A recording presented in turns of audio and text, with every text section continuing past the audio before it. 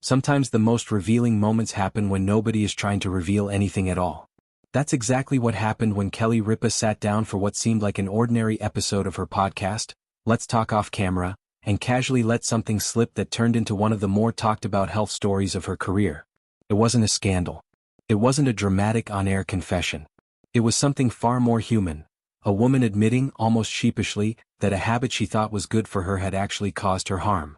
For 2 weeks, Live with Kelly&Mark viewers watched a rotating cast of guest co-hosts sit beside Mark Consuelos, and for 2 weeks fans kept asking the same question: where is Kelly? The answer, when it finally came, wasn't what anyone expected. Kelly&Ripa is famous for her energy. She's the woman who runs marathons before sunrise, who jokes about SoulCycle like it's a religion, who has spent more than 2 decades convincing audiences that mornings can actually be fun. So when she disappeared from the show she has hosted for years, it felt strange. Out of character. The kind of absence that makes longtime viewers sit up a little straighter. And then she told them why. She wasn't dealing with anything glamorous or headline-grabbing. She was recovering from a gum graft, a painful dental procedure that involved taking tissue from the roof of her mouth and using it to repair gum recession. The cause? Something almost embarrassingly ordinary. She brushes her teeth too much. There's something oddly endearing about that admission. In an industry built on carefully managed narratives, here was one of daytime television's most recognizable faces confessing that her own diligence, her own discipline, had backfired on her. She called it a good bad habit, and that phrase alone says something about who she is as a communicator. She doesn't dress things up. She finds the ironic, self-deprecating angle and hands it to the audience with a wink. That's worth sitting with for a second, because it's part of why people have stayed loyal to Kelly&Ripa for so long. She has built an entire career on being relatable in moments most people would want to hide. A lot of celebrities disappear from public view and let their publicists quietly explain things later. Kelly went the opposite direction. She got specific. She got a little graphic, even describing exactly what the surgery involved and joking that she wasn't allowed to talk for 10 days. For a woman whose entire professional identity is built on talking, on quick wit, fast banter, and effortless chemistry with her husband every single morning, silence isn't just an inconvenience. It's almost an identity crisis. And she knew it. She joked about needing to manage her stress levels over not being able to speak, and in that one throwaway line, you could hear something true. Talking isn't just Kelly&Ripa's job. It's how she processes the world. What makes this story land emotionally isn't really the surgery itself. It's the timing of the confession.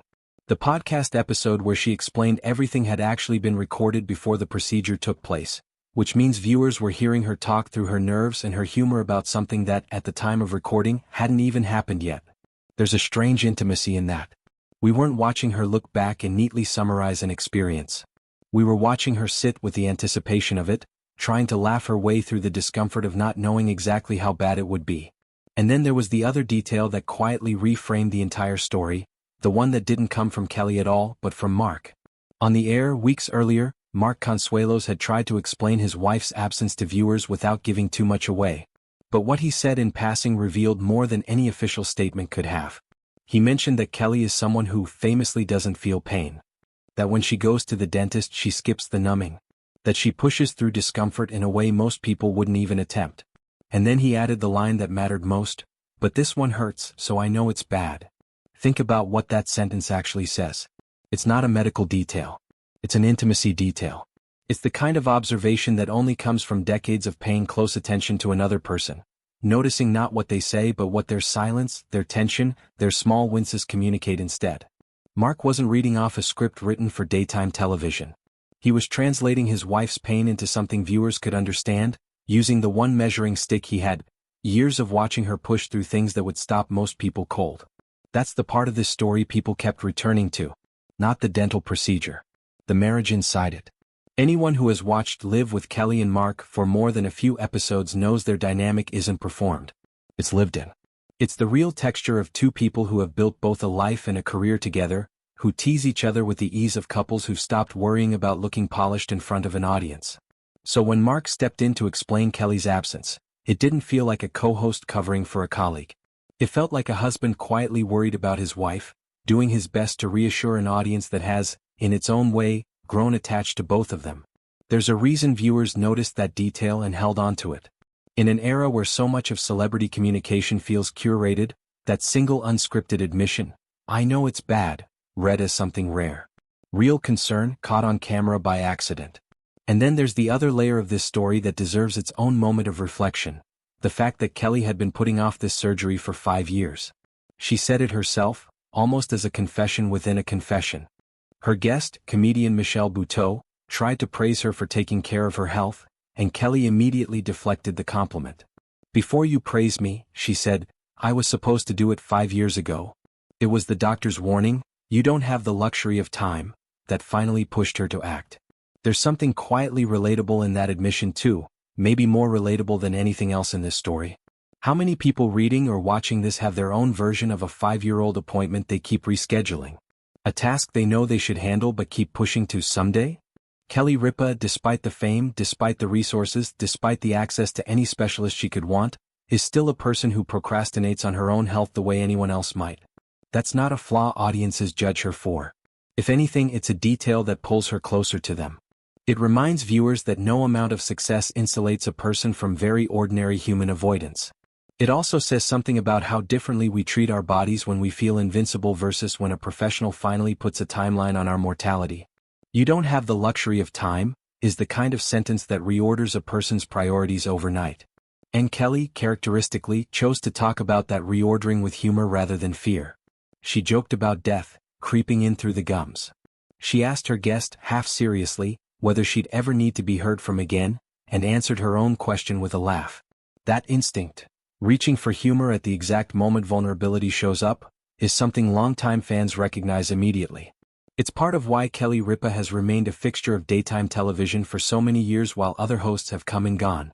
She doesn't perform strength by pretending nothing affects her.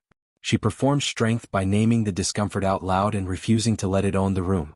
Meanwhile, back on set, Mark Consuelos carried the show without her, welcoming guest co-hosts like Michelle Buteau and Kevin Jonas into the chair that's usually hers. And in a strange, almost poetic way, that empty chair became its own kind of statement. Because the show never missed a beat production-wise, but viewers noticed the absence anyway. They noticed it in the comments, in the questions, in the quiet way audiences track the people they've invited into their mornings for years. That's the thing about long-running television relationships. The audience isn't just watching two hosts do a job. They're tracking a marriage, a partnership, a rhythm they've come to rely on. When one half goes missing, even temporarily, it disrupts something people didn't realize they depended on until it was gone. Which might be the real reason this story resonated the way it did. It wasn't really about a dental procedure. It was about absence and what absence reveals.